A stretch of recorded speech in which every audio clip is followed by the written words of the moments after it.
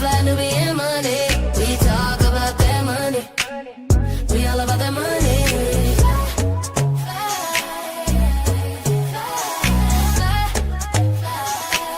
We love our black skin, our melanin, always focusing in on that money.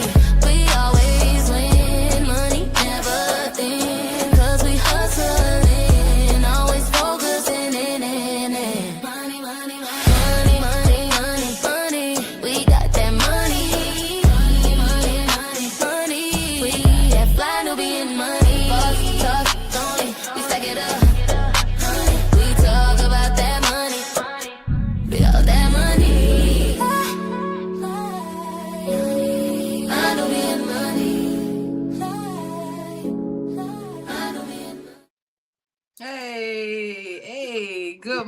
Good morning, everybody. Happy Thursday. Welcome to Fly Nubian Money, where we help you to master your mindset and maximize your money. I'm Tierra Williams. I'm also known as Miss Black Hollywood, and I'm also known as Karma J. But really, it all depends on the day. Today, we are having a conversation. Welcome, welcome, welcome. It's Thursday. The week is almost over. I'm almost over the hump. How's my queens doing? Thumbs up if you're doing good today. Feeling good?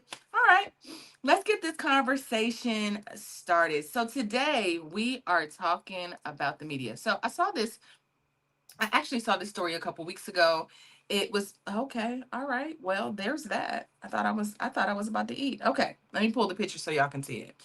Basically, the company Nexstar just made a $6.2 billion deal with Tegna, which means one company now controls even more TV stations and content that everyday people watch. Now, here's the part that most people don't think about. In 1983, around 50 companies controlled most of the media in the country. But by the 2010s, that number dropped to about 6. And now we're looking at just a handful of companies controlling the majority of what we see and hear. So what does that mean for us? Fewer companies, more control. And what does that look like about the information that we receive? Who will receive it for? What we can trust when we hear things coming through our television and on the radio. And I just want to know what we think about that and how we can actually stay vigilant and get real information. So today, of course, I can't have this media conversation by myself. I have the best queens in the world, Craig, to have this conversation with. I have Dr. LaNee Javette, who is a brilliant strategist. Are you still a brilliant strategist today? Every day, all day, twice on Every Tuesday. day, all day, our business brilliant strategist. I have Aisha Verzi, who is a financial expert and an insurance expert. How y'all doing today, queens?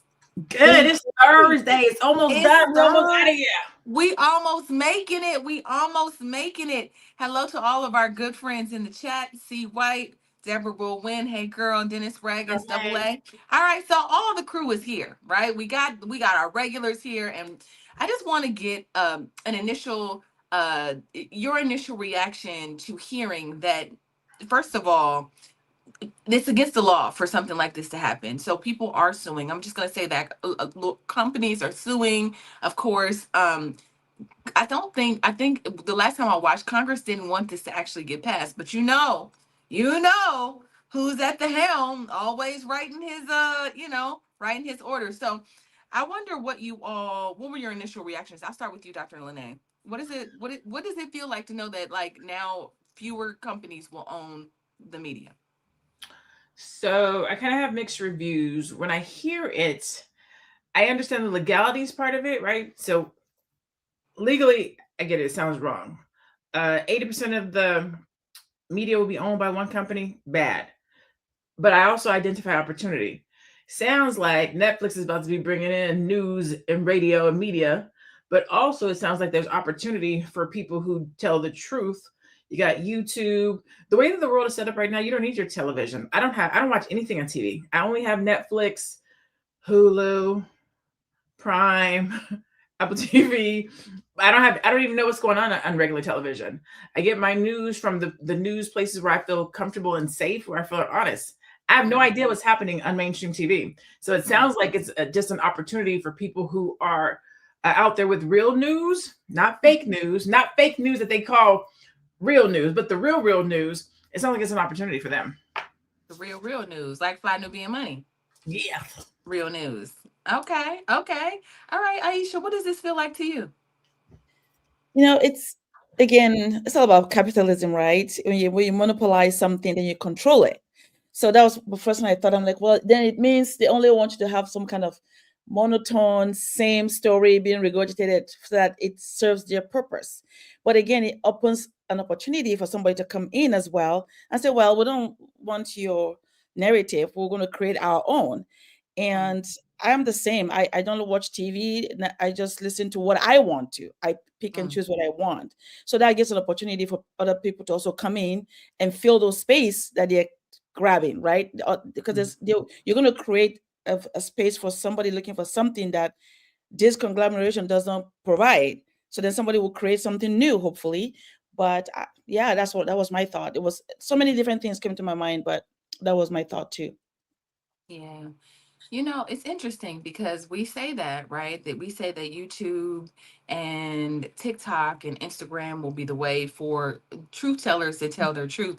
But you can't also you can't deny that those truth tellers also get shadow banned with the mention of Absolutely. certain words, so they find a way to hide those kind. I mean, I think that is my biggest concern is that we don't have variety in thought, right? And I have a and I'll play it in a little bit where they have this compilation of news stations saying the Mhm. same exact words over and over again, and they stack it for over a minute. They're just saying the same exact story, the same exact phrasing.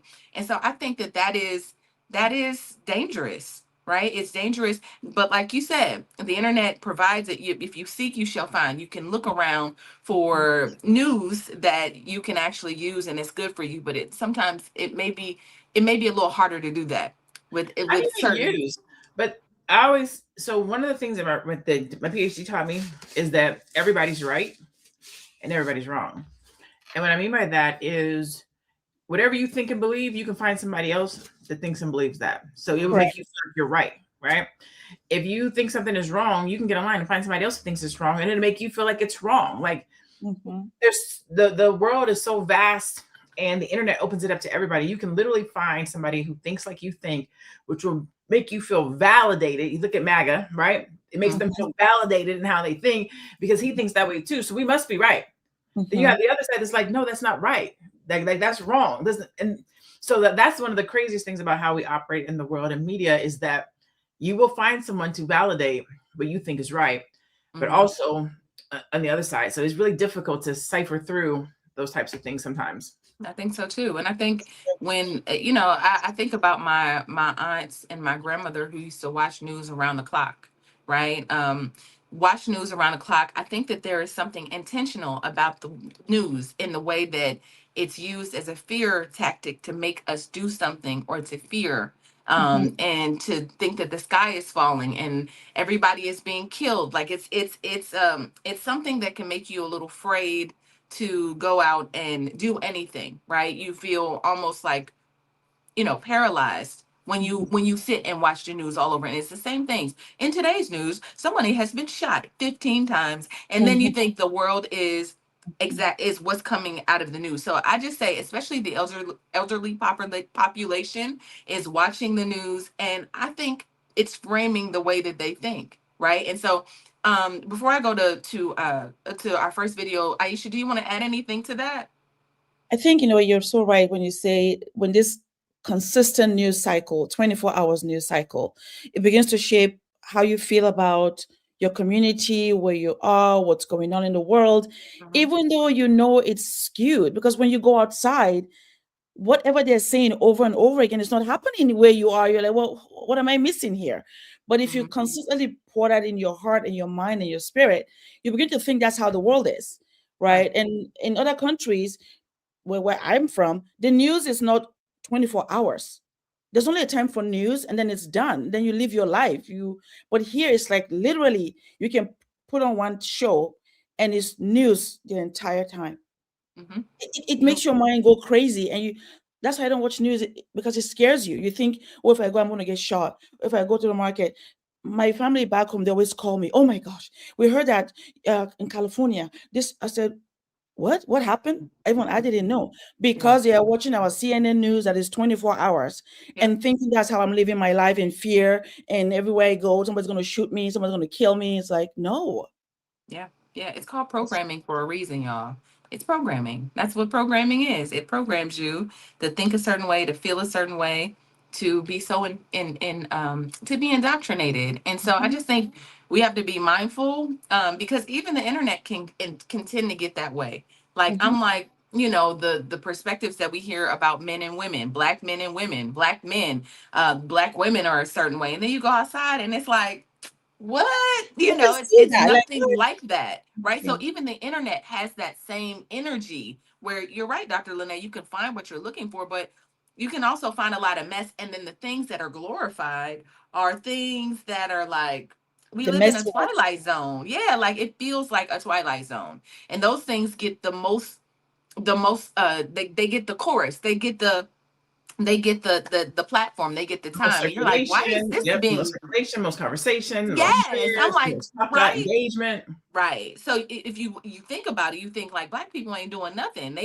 All the black women is like Suki Hana and Sexy Red, and when Yeah, we know that's absolutely not true, but it's not the true. platform. And so I'm concerned about things. It's that same kind of idea. If we don't own the white media and we're not going to get our real news from there, and then the black media is pumping something else like ratchet news and things upside down. What Go ahead, black Dr. media? LaNee. Let's start. What black media are you referring to? I mean, I watch all of it, What? right? Like Like what? Like, what's considered black media. I'm looking at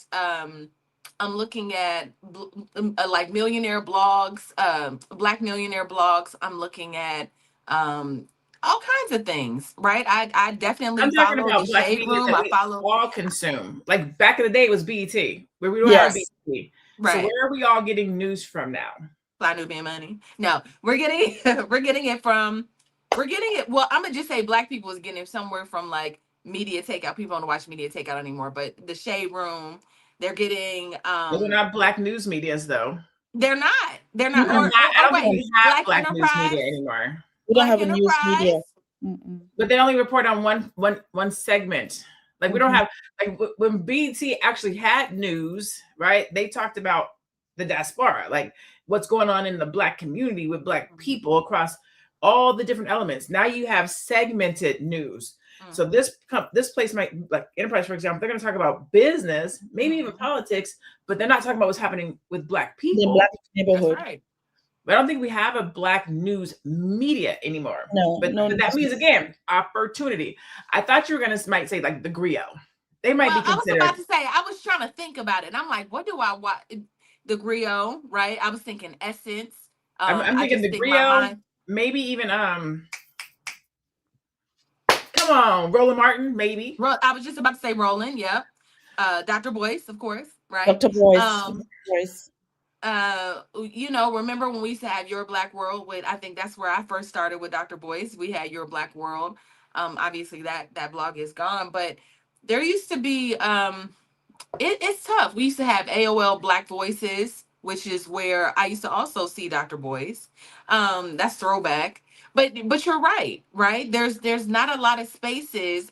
Then you end up getting your news when it comes through from sources like TMZ, or you get it from like I said, the Shade Room. I mean, I'm not gonna act like 25 million black people don't go to the Shade Room every day and watch it to see what's coming out about black people, whether But it's it's good, not bad, or black ugly. news. It's Not black news. gossip. It's black Gossip. propaganda. It's black. They have news in there. They're trying to like. I think we could get back to like I think the opportunity is for some of It's these there. mainstream places to get back to black voices, right? So we don't have Mm. AOL anymore, but Yahoo could do something black. Yes. Google could do something black, and have people in the black community who have these blogs and these YouTubes come in and write their articles and speak for folks, if you will. That's all, but that's white people. I mean, it's all white owned. So there's It gonna is, be. but if they give black voices, or somebody black needs to come in and do something, or the griot needs to do better. I think Well, we have. Rio is Let's white see. on though. I Well, can't see, We remember. Tyler have Perry has his own studio. Why doesn't he start a news media with his studio? He has such a huge um studio. who? Tyler Perry. Well, I was thinking He can start. He his can come together with other Black people and start a news media. that's not what he does. That's not his life. That's not I what he does. He know, makes but he movies. can do That's that. not his lane, and I don't like his propaganda. We do have what is his name? We have Byron Allen, right? Who came from who owns news station. So I mean Byron Allen, I don't really know how outside of like court TV Byron Allen has used his platform for news, but I mean he definitely owns stations. Like he anybody in the chat know? If y'all know, let me know, right? But Byron Allen can technically use all of the things he's acquired to, but then that's us giving over our power to other people saying Tyler Perry should create this But it's and not. It Oh, should, y'all Byron Allen remember? should create but that. it should come together. Remember Tyler Perry? I'm about to look it up. Tyler Perry, Byron Allen. It should come together. Remember they had that deal. It was Tyler Perry. It was Byron Allen. I think Diddy might have been in it. It was like 5 really big people went to buy this media outlet. I can't remember what it was, but it was like a Paramount, at ABC, and NBC. It was something like that. They cut that deal. They was like, no, ma'am, no ham, no Pam. You will not let these Black men buy this news outlet. Nope. And I think that was when Tyler ended up doing that big deal with BET after the fact. I mean, but there's but they did try. But there's great opportunity for them to come. Like he has this 330-acre land. I'm sure they can create a space where those people that are doing the media in a small group can come together and have our own. It's all about partnership and collaboration. That's what I'm thinking. I know he does entertainment, but all these other guys, that's what they did. They started and then they broke off and do different things, but in the same umbrella where they control the entire media now. So we can do the same thing. That's what I'm thinking. That, well, he's a good one that they can come together and create a news outlet for our people, highlighting what we do great, highlighting the brilliance, whatever it is, but they do it together. They don't have to go buy those other people. He already has something, build up upon it, right? Well, that's just what I'm thinking, but we'll see. I don't know if y'all seen Tyler Perry content lately, but I don't want Tyler Perry in control of my news. I was about to say, listen, what he does with his TV shows is, I mean, I don't know. I got stuff when I was getting my hair. When I was getting my hair done, I got caught up watching Beauty and Black. Mind you, I don't watch any of that. But I was like, what is this? And if this is now the representation of who Black people are and the way, it was just like overdone. It was y'all. Bad acting. Ugh. And I agree. We love Tyler Perry. Lord. Yeah, but I think we have an opportunity with Tyler Perry because the thing is, he's the only one doing everything, right? Look at you, Tierra, you're an incredible writer. Wouldn't it be great if he brings people in that will give him different ideas? That's the whole point. But then maybe because of trauma, you want to control everything. Then it makes you not to do well. So consequently, the media gets controlled now by the same people that we run away from. So how are we going to get there? To me, I'm hoping that's what will happen. Aisha is hopeful. What about y'all in the chat? I want to know, what are you guys hoping? What is the answer to? I mean, I love what my queens are saying. I love it. I love having this debate with not even a debate. We're just having a conversation, right? About what can, what is it that we what can we do to kind of mitigate this situation? If we know that there's a company taking over that's going to have 80% of news coming into the homes, what do we do about that? I guess we keep doing what we're doing. But I think there's even a part of this channel that has a little bit of shadow ban because of the way that we talk on this channel, right? So even that is like, our numbers should be way, way better. But it comes down to like the platforms that you're on, what they're allowing you to see, who those billionaires are coupled with. You know what I'm saying? Like YouTube is in cahoots with whoever, it's tough, right? It's tough. So let's go to our first commercial.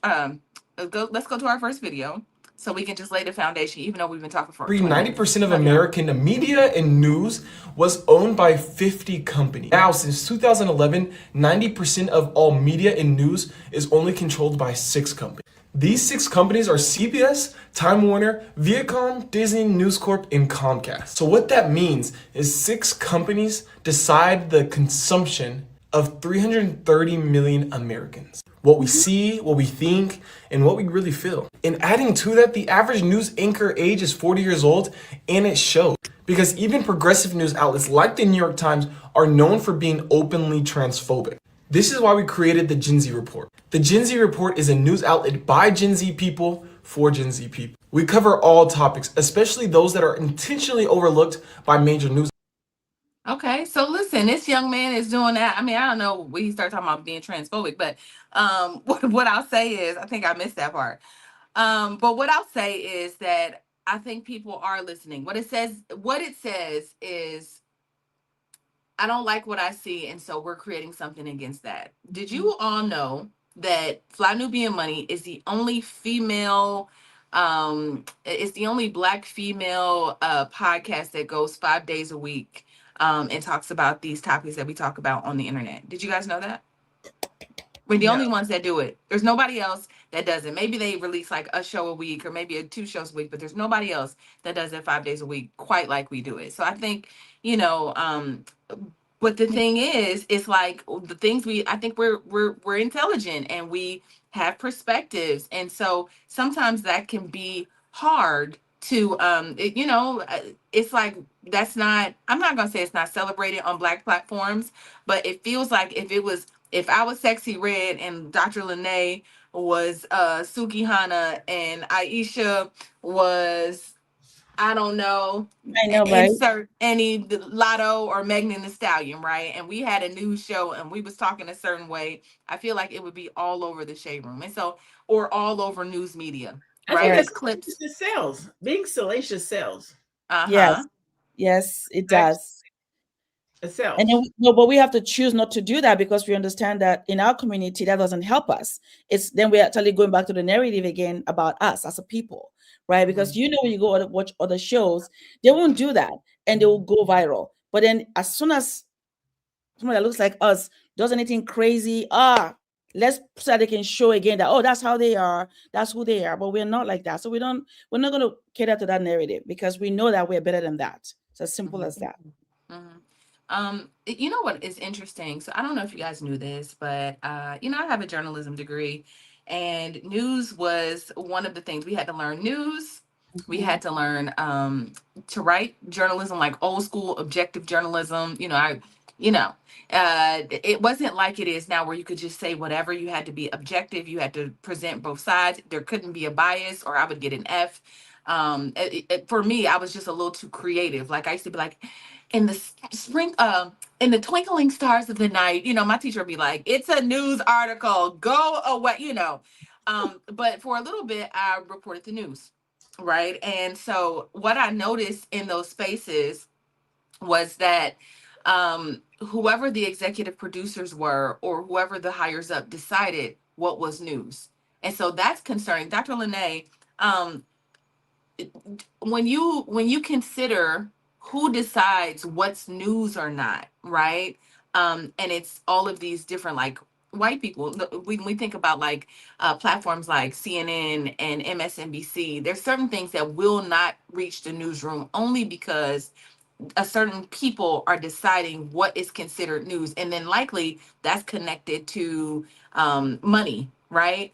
How does that make you feel, right? Where we might not even be getting real news anyway because of just money's involved and all of those things. So the fake news and the real news is kind of like mixed up anyway because it all comes down to money. What do you think about that? I think it's the same thing. I think it is where you go to get your news, right? Because the gatekeepers can only keep the gate that you go to. So you go to a gate where they open it up, right? If we know that, I feel like we just gotta make these next 3 years, and I don't know what's gonna happen next, but right now it's like we just try. It's like we with an abusive boyfriend or abusive girlfriend. We can just make it through this relationship. We're gonna be all right, right? And so I just feel like all these shenanigans. I'm praying and hoping whoever comes in after him will fix it. Whoever that be, whatever that looks like. But in the meantime, it's kind of like just you got to go around, right? It's that scene from What's Love Got to Do with it when Tina had to just sneak out. Like, you just got to sneak. We just got to be sneaking around and sneaking out to get the information that we need. It's out there. It's available. I love Joy Reid. Like, I've heard her name floating around. I never watched her on TV or anything like that. I remember when she got let go, but I saw her the other day on the couch with the two African dudes. I think it's like 54 Africa, something like that. Yep. And I just loved her energy. And I love how she spoke. I love how articulate she was.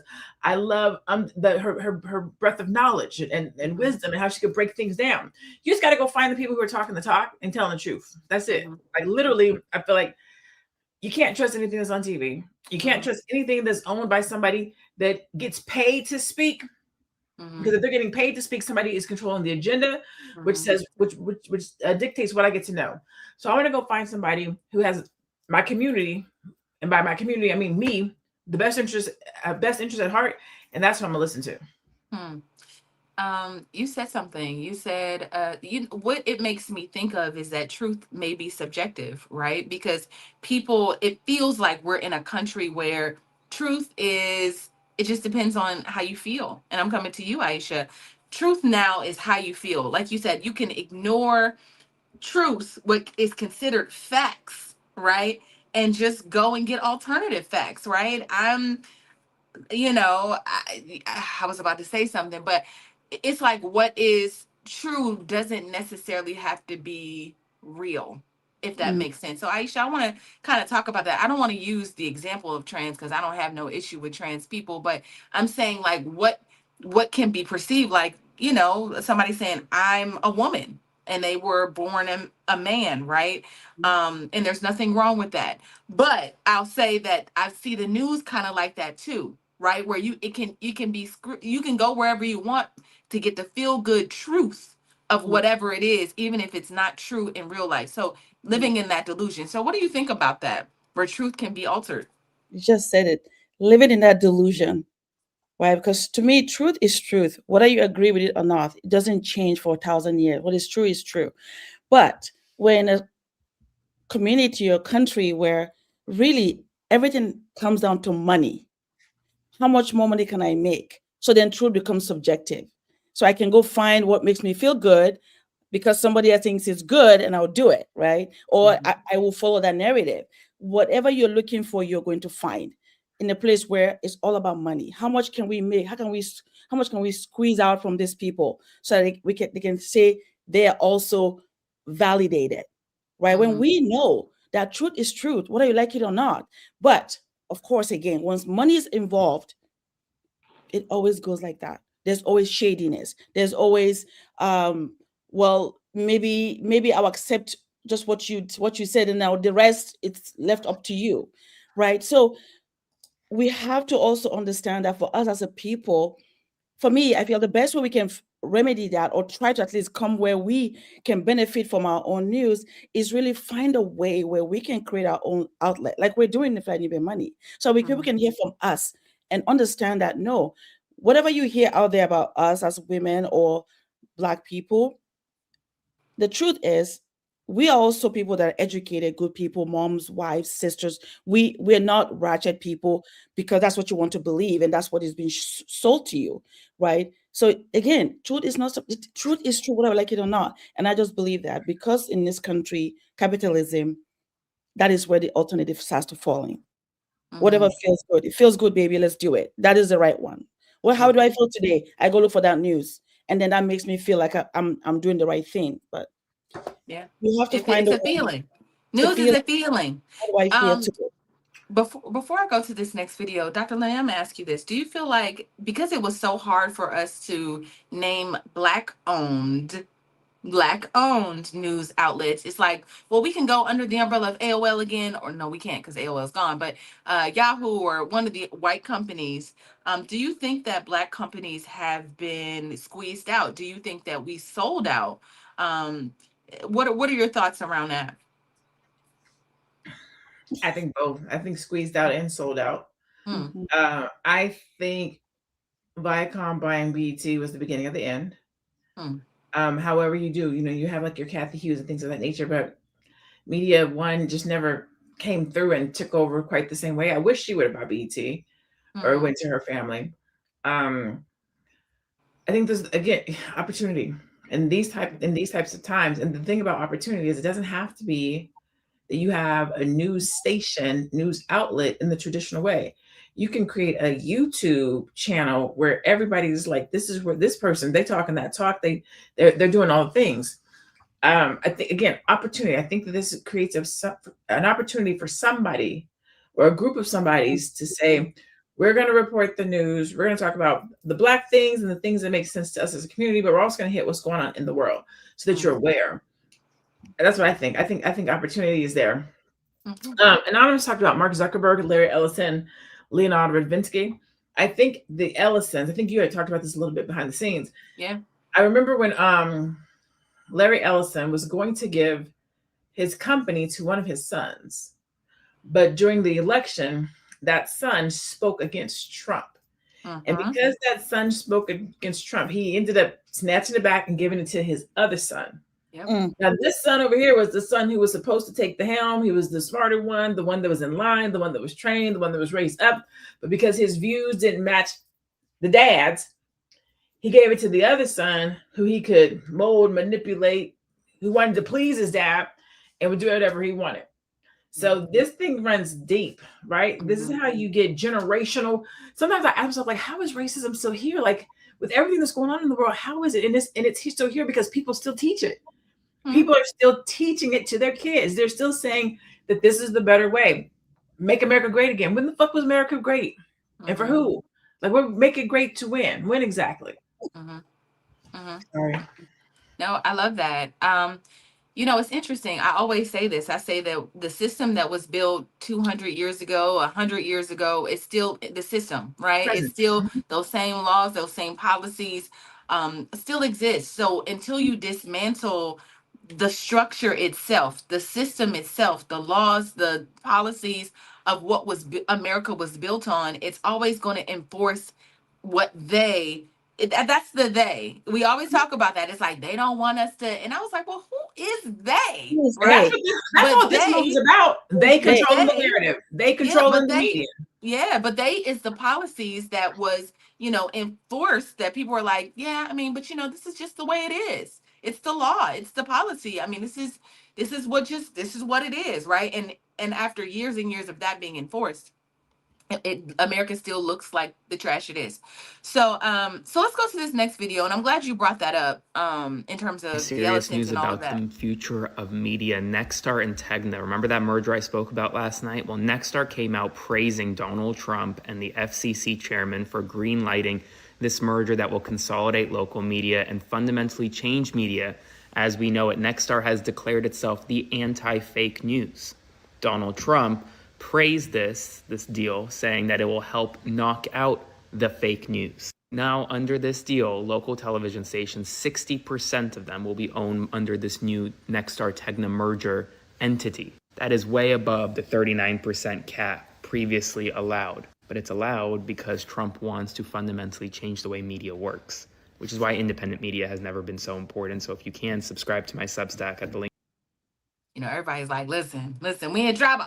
So I'm gonna give y'all the real news though, but it's even that, like, how do we stay, Dr. LaNee, how do we stay vigilant about what's real if, like I said, you're going in the cereal aisle and there's an illusion of options? Because I don't know what's going on in Minnesota or in LA unless there is a mainstream media to tell me, right? So how do That's we old school. I mean, how do we start that? How do we have that kind of underground, you know, how do we know? How do you get rid of the idea of illusion, right? Like I said, going in this cereal aisle saying, here are my options. I have so many choices, but you don't. You have controlled options. Go ahead. What were you I gonna have say? an answer to that. Uh-huh. It's the perfect entrepreneur situation.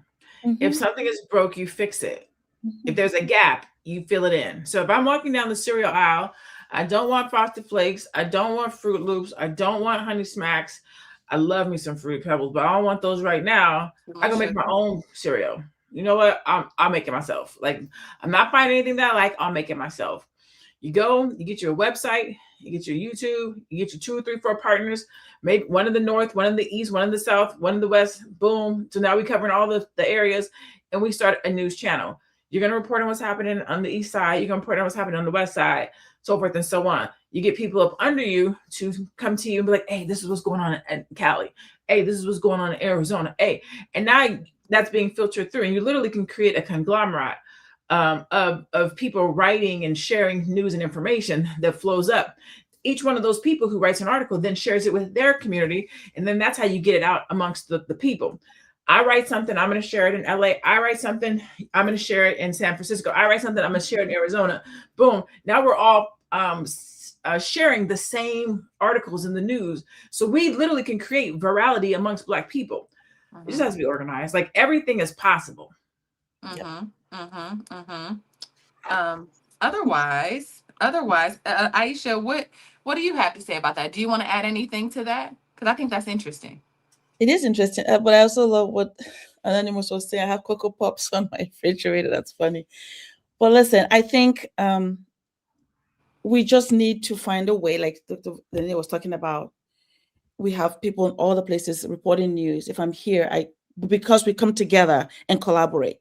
We can't expect others to bring our own news out. We cannot, right? We know that by now, as a group of people, that we cannot wait for them to keep doing that and coming together, merging. They will keep doing that over and over again. It's never going to end, because one family, maybe something happened in one family, Trump now is one on top of them, and then they talk to each other. They come again and regroup themselves to make more money, and then to also control the news that's being pulled out. So we have to find a way to carve out our own space. Like, the opportunity is there now, which means, who are the people that are good at this? Who are the people that are at least doing something? Can they come together? Can they make it happen? Can they put their differences aside, understanding that if we don't do it, this is going to keep happening. And then we can't keep worrying about it, because guess what? 10 years from now, it's going to happen again. There's going to be another merger. It's going to get smaller and smaller and smaller. So we have to now say, okay, well, enough is enough. Let's do our own. Let's come together and create something so that we can start having people put out news that actually makes sense to us, that actually represents us properly. It has to happen that way. So I agree with what Dr. LaNee was talking about. Yeah. Dr. LaNee, do you think that this is about control, or do you think it's about business? Do you think it's about both because of who is in the administration? Like, what do you think this is about? I think it's about both. I think that who said it? The crow's coming home to roost. I forget what movie that is. Is that Malcolm X? I can't remember. But anyways, when you think about these folks becoming the majority minority, they're playing chess, yo. They playing chess. They're not playing checkers. If we gonna be the minority majority, we want to control the media. We gonna dictate the story. If we're gonna be the majority minority, we're gonna make sure that the white women who can have babies, y'all have to have these babies. We're taking abortion off the table because we gotta try to get our numbers up. If we're gonna be the minority majority, we're gonna figure out who needs education and who don't. We're gonna these schools gonna get chartered, these schools gonna get private. We're gonna change the redlining. If we're gonna be the minority majority, we gotta figure out who's gonna live where. Like they playing the long game is what they're doing, right? So it's business and it's control. To me, that's what I see. What do you think is the media long play for Black people, Aisha? With that being said, like, what do we do with that?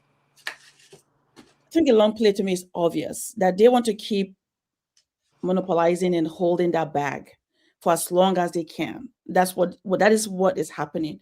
But I think we have to decide whether we, knowing what we know today and what we've also learned for decades about how things have always been done. Even BET was owned by people that don't look like us, but then it was gradually became ours, right? Gradually, but in the beginning. So we keep allowing that to be the case over and over again.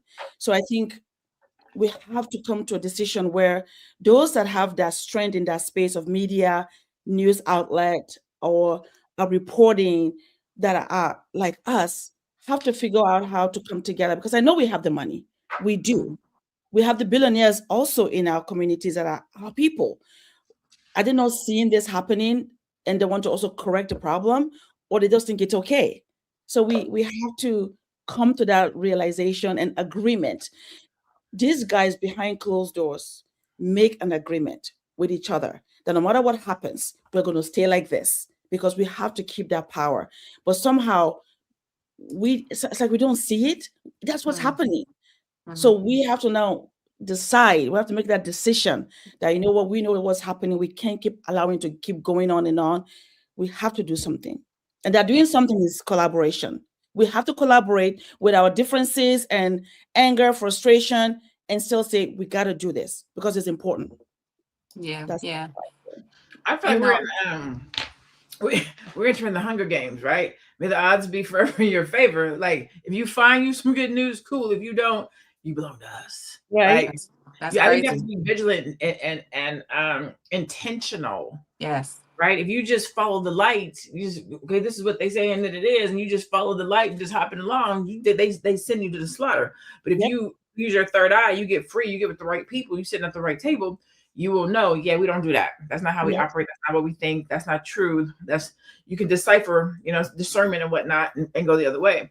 But you have a lot of folks who follow the light, Yeah. not knowing that it's on the back, on the back of a piranha. Mhm. You remember, so one of the reasons why I started my company, The Real Network, was because back in 2012, Deborah Lee came out and said, she was the CEO of BET at that time still. And she Mm. came out and said, Black people don't want to see positive programming. At Mm. that time, we had so, reality TV had done extremely well. And as you know, you guys know I'm a former reality television producer. And so reality had done extremely well on the platform. Obviously, it was toxic. It was, Keisha Cole's family, the way it was, and fighting and crack and all this stuff. And not that there's anything wrong with real life, but reality is not real. But a lot of it was like playing on our trauma. It's like we got programmed into loving to see trauma Chaos. and chaos and thinking like, there's lives that is worse than mine. This is crazy, but I'm gonna watch it and it's gonna be my guilty pleasure. Rewind 20 years before that, we had Teen Summit, we had news, we had Bobby Jones Gospel, we had all this positive programming. We were being programmed and we would sit in front of our TV and we would watch it. And it would be good for us. We had news. Was Roland Martin was Roland Martin on BT? Who was on BT? I'm Tabby Smiley. Tabby Smiley, yep. Tabby Smiley. So we had all of these outlets, or we had this outlet that was really helping us grow as people. And then to her 20 years later to say, Black people don't want to watch positive programming. Everything that we try to put on the television is everything that we put that's positive, nobody watches. And so I bring that up to talk about the mindset shift and how we've been programmed as Black people. I liken it to giving a baby to stop feeding a baby vegetables and just giving them sugar and whatever. They're after a while they're not gonna want vegetables. They're gonna be like, just give me the sugar, right, That's Dr. right. LaNee? So I think that as a community, we were programmed. How do we get ourselves back into the mindset, or was that fake news, right? That we didn't want to see. I mean, my answer was it was fake news, so I started the Real Network, right? So I thought, of course we do. Of course we want to see things that will nourish us, but I love new, right? As a Black woman, I love good things. So what do you think about that, Dr. LaNee? Do you think Black people now don't want to receive good news because we've been programmed to want reality? I don't think that I don't think that it is that they don't want good news or good programming.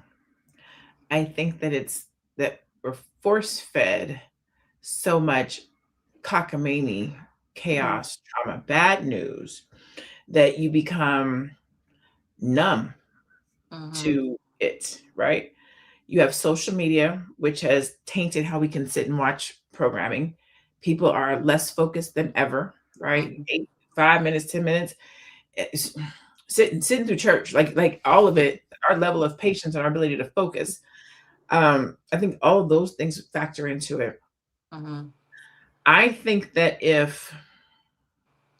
I think the culture is the lead. Meaning, Hmm. if a Cardi or a Megan or a Nick or a Chris or somebody who young and old folks look at, pay attention to, follow, were to shift and change and go a different way and talk about something different, the masses would start to slowly start doing this. Oh, well, she's doing this now.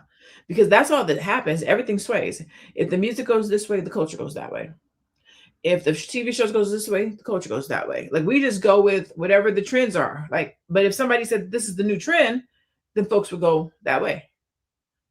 We went from love music, soulful music, R&B, um um I can't add the songs that play in my head.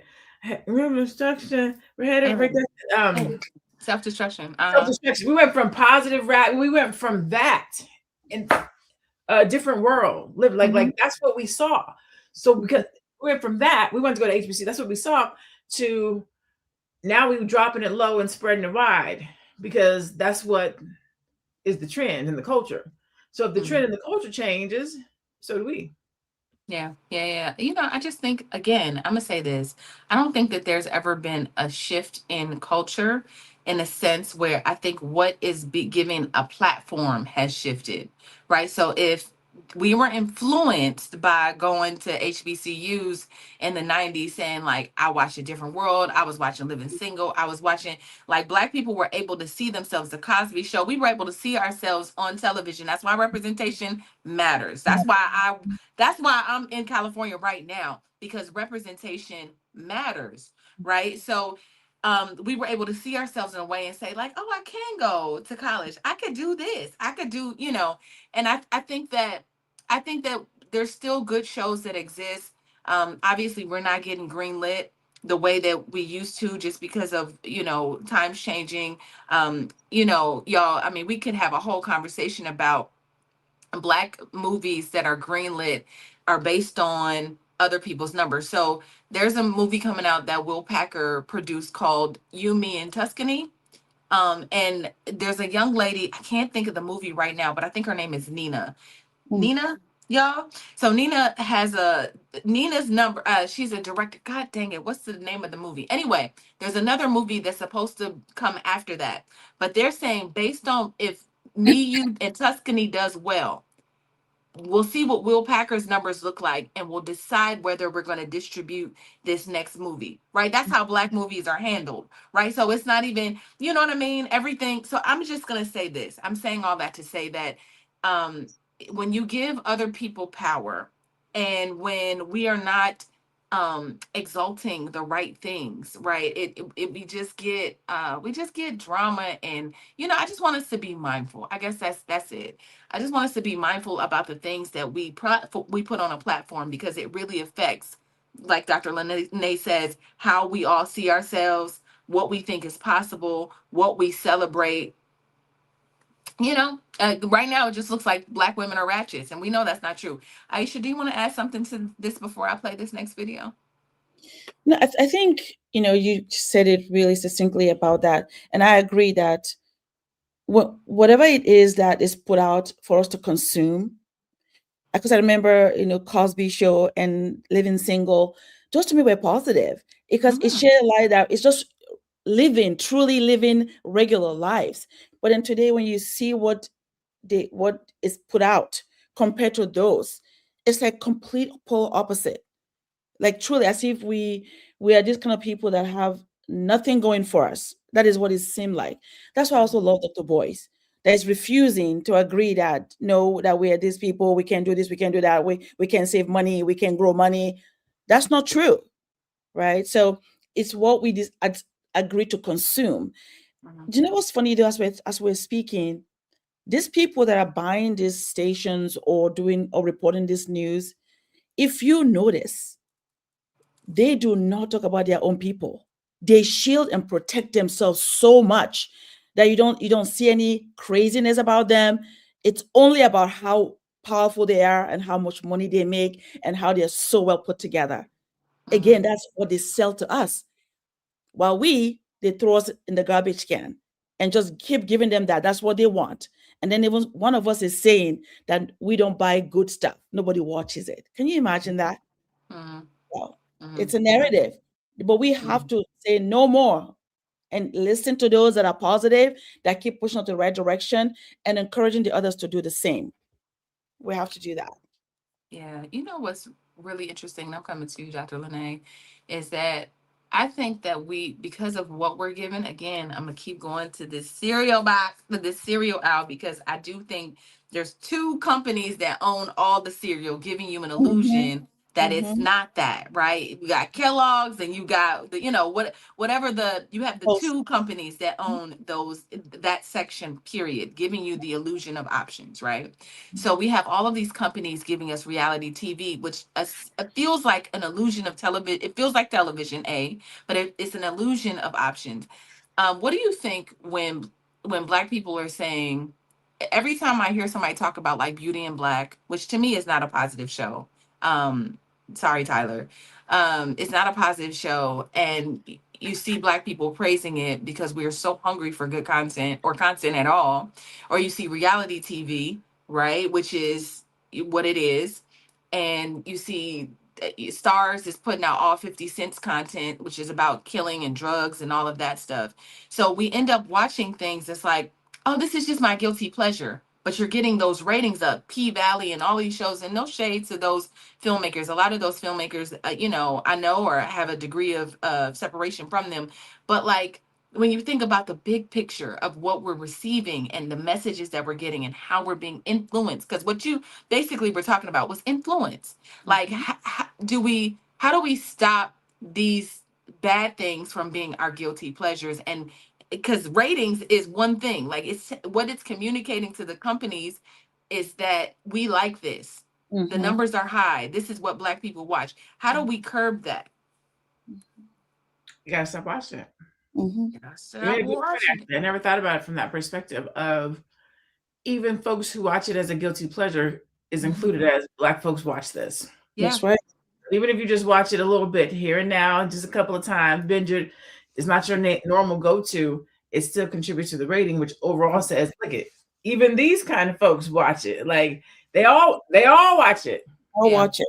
What is that Kanye what's that Kanye song that Niggas in Paradise? She's like, it's provocative. That's why we watch. It's It gets the people going. They Yeah. like it, gets people going. Like all of them. They all like it. That's crazy. Yeah. We gotta So stop watching it. right. It only lends it's our voice to empowering it. Mhm, Because Yep. it says that, damn, even folks who don't even live that kind of lifestyle, it's a guilty pleasure. Even they like it. Mhm. Did I mean, you watch it to be like, I can't believe this shit. I can't believe it. Look at this. This is crazy. But you're still talking about you're it. watching it. Yeah. Yeah. Damn. Yeah. Yeah. So I feel like there's some there's some conviction in there Man, in I'm that like, ooh, damn. damn. So let's talk, and I'm coming to you, Aisha.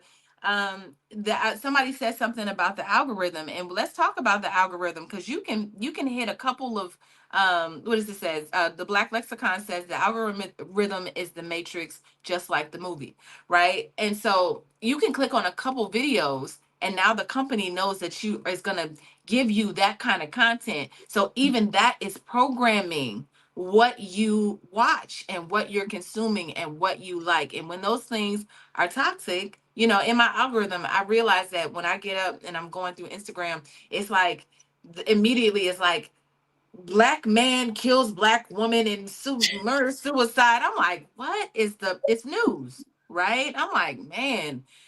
So I've just been trying to change my algorithm on the things that I click on. Mhm. Can you talk about that a little bit? Like just how careful we need to be about the things that we follow and what we are consuming, and how easily the algorithm picks it up and then gives you more of what you're not asking for sometimes. And that is so powerful because, and it shapes, especially the young generation, right? It happened to me where somebody sent a video and I clicked on it because it was about a news. And then I clicked on it just to listen to the news. But because of the person's algorithm, whatever they've been watching, now when I get the news, it populates as if that person and I are friends. And some things that were inappropriate, so that I said, no, excuse me, what is it? And it's kind of blatant in your face. So I asked myself, imagine if a young person that came to their screen, literally, I just stopped following the person and just cut off completely because I'm not interested in that. So it's amazing how the algorithm just catches, and they want to get you hooked as soon as they see, oh, this person is following this person. Well, let's pump everything that person is watching to them as well. Yep. Perhaps they might also like it, and they get you hooked because that all that is every time we click is money for them. Every time we're clicking, whatever we're clicking. So I'm very mindful of what I look. Somebody sent me something, if I don't know them very well, I try not to click on it any longer because I see what happened to me as an adult, thinking about my children and saying, wow, can you imagine that? Right. And then also personally, if I go to or like the algorithms again, I'm looking to like watching a show, I like to listen to like religious stuff, what's going on. And again, the algorithm will start giving you things about faith, about positive faith stuff, marriage stuff about positive. So I prefer that. So we have to be very careful, like you say, what are you clicking on and who is on the other side, keeping track and feeding you with more, Yeah. because that's exactly what they do. And then you keep watching more and more. Before you know it, now you're hooked. Now you're hooked. Positive or negative, you're hooked. Yep. So Yep. You're we got right. to be very careful with that. You're right. Ladies, this has been such a good conversation, Queens. I could probably ask a million more questions, but we're gonna try to wind this thing down because I want to respect your time. I know you got other things to do. Dr. LaNee is putting together a conference. We're going to Miami next month, so I want to make sure This that month. we're able. You feel me? This month, next month, this This month. month, It's This April. the month. second. Oh my goodness, I'm going to Miami soon. I'm This excited.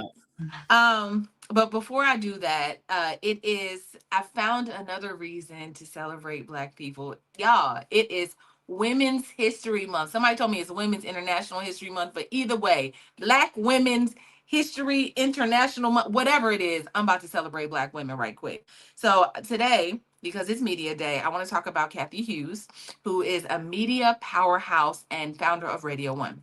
Now known as Urban One, one of the largest Black-owned media companies in the country. She built her empire from the ground up.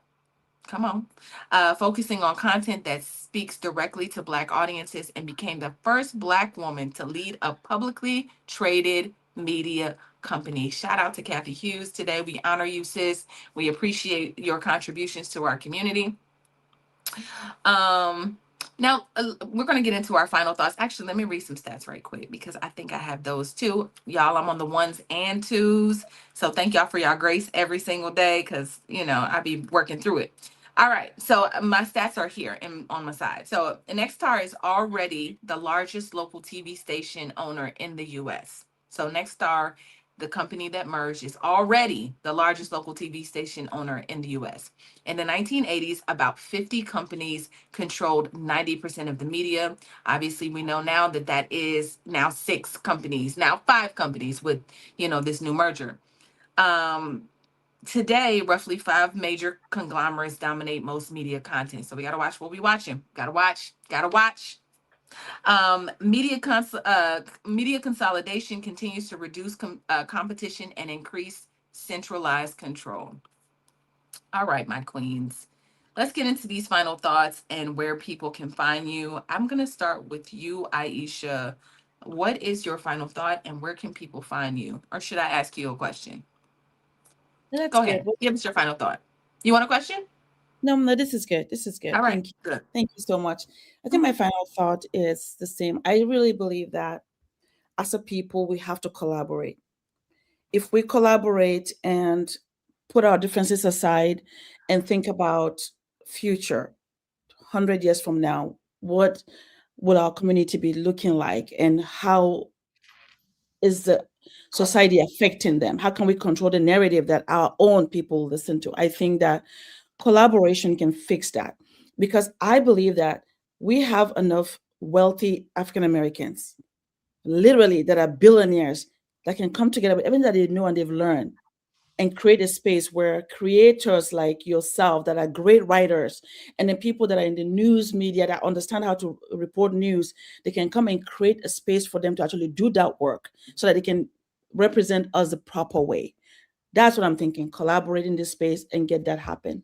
And let's not allow monopoly to take over and just stop watching the shows that don't edify us. Why should I watch that doesn't edify my people? I will not watch it and contribute to that, not doing it. Right. And then finally, let's stick together. Also say no and refuse those narratives that are contrary to what we believe as Black people, and not allow the other people to tell our stories. Say be careful of a one-sided story, right? So we have to tell our own stories. And where can you find me? I'm in the Black Business School as one of the coaches. April as well is Financial Awareness Month, and I'm in financial service industry. So if you need to review what you have, you want to know if you're on the right track, please reach out to us. Really, we want to help make sure that we are on the right track no matter what, because we have the resources. We have the resources and we have the solutions, but you just need to reach out to us. And you can find me at aishaverzi.com. Thank you so much. Thank you so much. Make sure that you reach out to Aisha, y'all.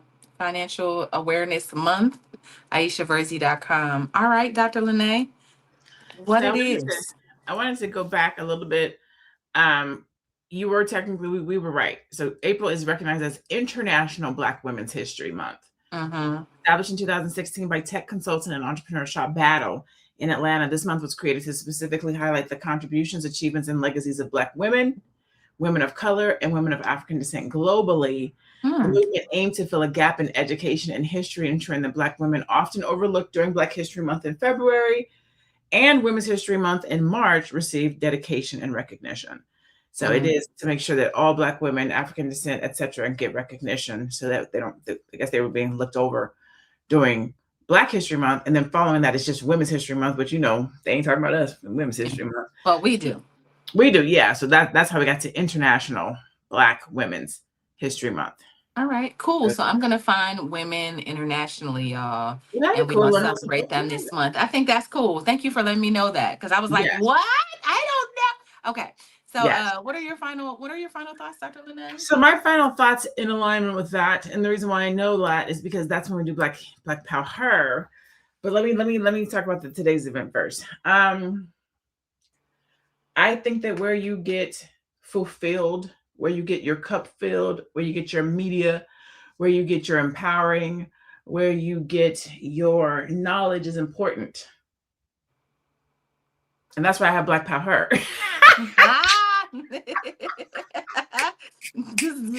Right.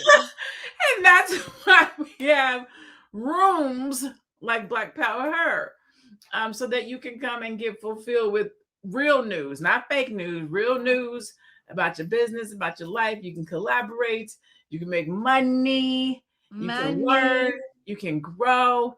Join us in Miami next month. Girl, this month. Join us in Miami later this month, April 25th to the 26th. We are going to be, I am a trend watcher, and they say 2053 median Black wealth will be at 0. I refuse to let that happen to the people that I know and that I'm connected to. Therefore, I named this Wealth Won't Miss Us.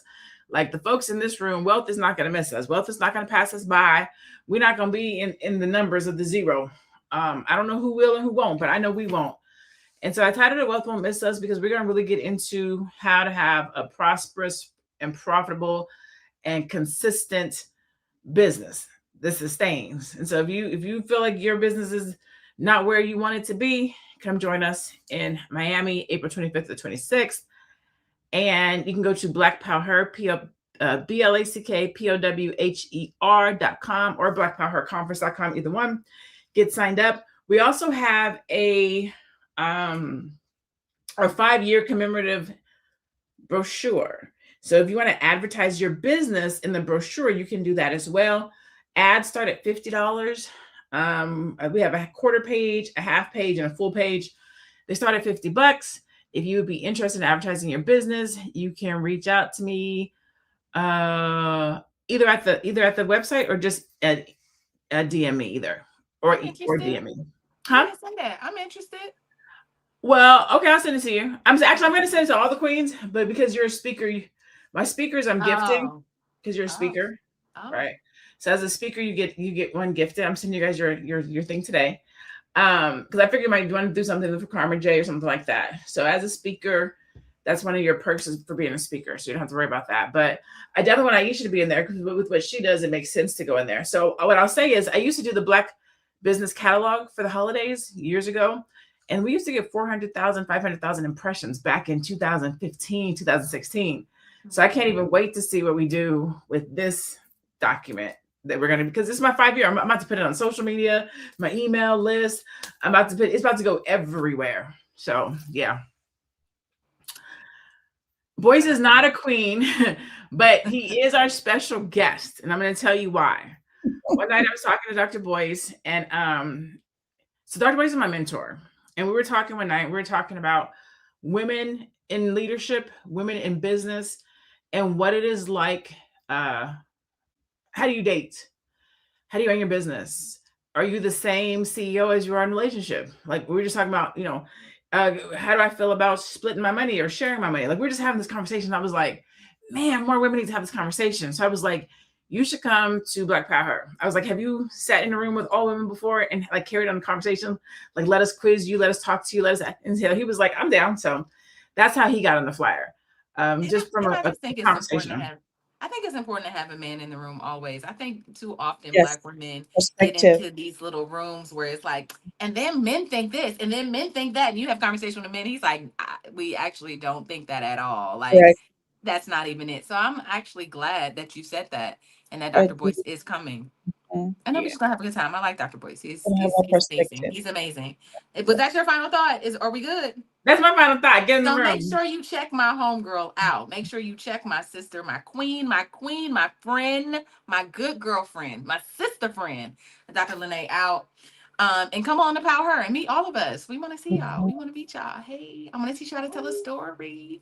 Okay. So here's my final thought, y'all. And y'all know I love a good story. So I'm just going to end it with the thought of like a book that I absolutely love. It's one that I live by. It's why I named myself Miss Black Hollywood. So 100 years ago, about 100 years ago, some Jewish immigrants came together. They were immigrants, Russian Jewish immigrants came to America and was all living within 500 miles of each other.